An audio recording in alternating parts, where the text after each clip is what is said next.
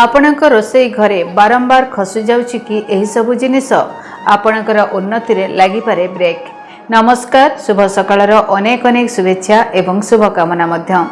दर्शक बंधु, रोसई घरे एभली अनेक जिनिस रहिछि जा बारंबार पड़ी जिबाकु अशुभ बोली विवेचना करा जाए।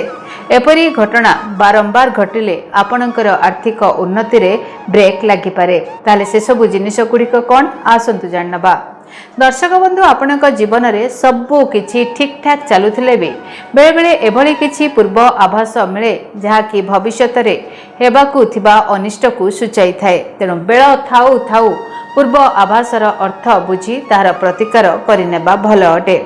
आज्ञा हाँ, रोसई घरे एपरी किछि जिनिस रहिछि जहाँकि बारंबार पड़ी जिबाकु अशुभ बोली विवेचना करा जाए।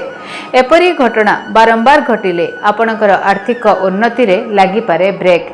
हठात घरे देखा देई पारे आर्थिक संकट, फलरे घरे आरंभ हो जाए अशांति आउ कलह।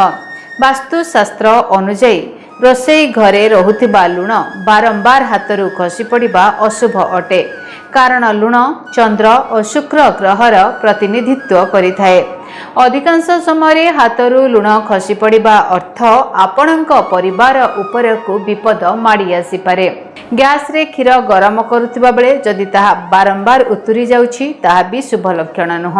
एहा द्वारा घरर उन्नति धीमेई जाई पारे, कारण क्षीरर संपर्क चंद्र सहित थिबा कुहा जाए। आपणक कुंडली रे चंद्र ग्रह शक्तिहीन थिले एपरी हुए बोली विश्वास रहिछि। रोसई समय सोरिष तेल भी जदि तले पड़ुछि ताहा भी अशुभ अटे, कारण सोरिष तेलर संपर्क शनि देवतांक सहित रहिथिबा कुहा जाइथाए। तेणु हाथरू बारंबार सोरिष तेल खसुची जदि ताहले शनि देवता आपणक उपरे प्रसन्न नाहांती बोली आपण माने जानि रखंतु। तेणु आपणकु शनि देवर कोपर सम्मुखीन हेबाकु मध्य पड़ी पारे।